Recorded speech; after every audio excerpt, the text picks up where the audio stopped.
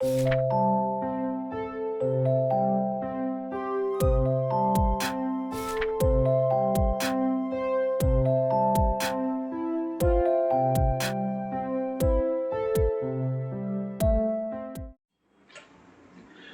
turma, tudo bem? Na aula de hoje, nós vamos abordar a relação entre documento e cultura material. Mas, antes de aprofundarmos nesta relação, é importante destacar a existência de um fenômeno muito específico e que transita no meio destas duas noções, documento e cultura material, que é a ideia de escrita. Este fenômeno que, de várias formas científicas, é compreendido desde a antropologia, desde a arqueologia, como também da própria filosofia. No campo específico da filosofia, Platão, na sua obra chamada Fedro, ele narra um diálogo de Sócrates. E nesse diálogo de Sócrates é mencionado a existência de uma divindade egípcia chamada Thoth, que, além de ter criado várias outras coisas, inventou também a própria escrita. Eu vou fazer agora a narrativa deste trecho da obra de Platão, onde menciona esse relato de Sócrates. Eis, ó rei, uma arte que tornará os egípcios mais sábios e os ajudará a fortalecer a memória.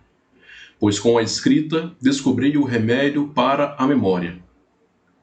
O monarca então se volta para Thoth e, com um pessimismo muito fundamental, ele lhe indaga: ela tornará os homens mais esquecidos, pois que, sabendo escrever, deixarão de exercitar a memória, confiando apenas nas escrituras, e só se lembrarão de um assunto por força de motivos exteriores, por meio de sinais, e não dos assuntos em si mesmos. Por isso, não inventastes um remédio para a memória, mas sim para a rememoração. Pois vejam, esta passagem que eu acabo de narrar, ela nos dá um indicativo de que os homens imprimem suas marcas nos objetos, que por sua vez constituem os vestígios de sua própria ação e sobrevive ao próprio tempo. Então, assim, os objetos, eles ancoram essas memórias, os objetos, por meio dessas inscrições, ancoram essas memórias, que tornam-se capazes de lembrar e, por sua vez, comunicar e transmitir mensagens ou informações no futuro. Então, essa perspectiva da escrita está muito associada ao surgimento dos primeiros registros. Ou seja, pelo fato de que a memória humana, sendo percebida do ponto de vista frágil, ou seja, de sua fragilidade, conduziu o homem a realizar estes registros acerca do seu modo de pensar, acerca do seu modo de agir. A invenção do documento, como observa um pesquisador espanhol, Lopes e Ebbs, permitirá ao ser humano reproduzir fragmentos da realidade, tornando permanentes em relação ao espaço e o tempo. Então, o Lopes e Ebbs ele nos traz uma frase muito interessante, onde ele nos diz que a vida se perpetua em documentos e nos traços que, sobre eles, deixaram as pessoas que nos precederam no tempo. Então, está intimamente vinculado a ideia do documento com a ideia do fenômeno da escrita, ou seja, como essa estratégia de instituir certas materialidades acerca da vida humana. E quando nós falamos de vida humana, de materialidade existencial desta vida, nós estamos falando do termo cultura, que, de uma maneira geral, esse termo deriva do verbo colere ou do substantivo cultus. Na forma do verbo colere, significaria a ideia de cultivar ou instruir, e no substantivo, cultivo ou instrução. Ou seja, a ideia da cultura nos daria uma concepção de que estas ações elas constituem-se como elementos mediados por significados, sentidos e símbolos que são originados nos contextos socio-históricos. Ou seja, são processos de produção de significado, que para alguns autores do campo da antropologia social será chamado de agenciamentos, ou seja, uma relação única e permanente entre humanos, objetos, artefatos e as tecnologias que atuam na nossa composição social. Portanto, para alguns autores do campo da antropologia social, como por exemplo Bruno Latour, não existiria uma sociologia sem objetos, uma antropologia sem objetos, de modo que é importante sempre considerar os objetos e não apenas os aspectos relacionados às práticas humanas ou ao humano e ao social.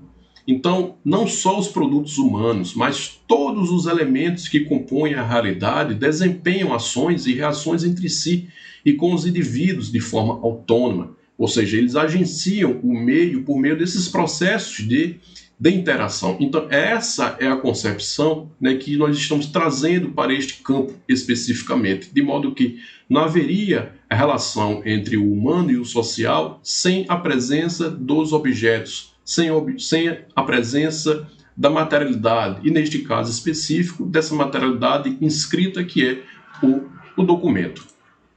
Ainda na concepção da cultura material, Susan Pista ela vai nos dizer que os objetos incorporam informação única sobre a natureza do homem na sociedade e que o uso do termo cultura material para se referir aos objetos enfatizaria o modo como coisas aparentemente inanimadas que nos envolvem agem sobre as pessoas e sofrem ações delas no desempenho de funções sociais, na regulação de relações sociais e na atribuição de sentido simbólico à nossa própria atividade humana.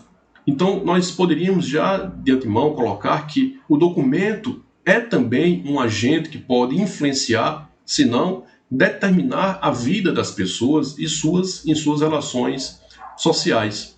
Então, dentro da narrativa da história, ainda na história da Escola dos Análises, Lucien Febvre vai nos dizer que, na falta de documentos escritos, a história deve ser feita com, aspas, com tudo aquilo que o engenho do historiador pode permitir-lhe utilizar para fabricar o seu mel, na falta das flores habituais. Portanto, com palavras, com signos, com paisagens e telhas, com formas de cultivos e ervas daninhas, com eclipses da lua e cangas de boi, com exames de pedras por geólogos e análises de espadas de metal por químicos. Numa palavra, com tudo aquilo que, pertencendo ao homem, depende do homem, serve o homem, exprime o homem, depende do homem, significa a presença, a atividade, os gostos e as maneiras do ser do homem.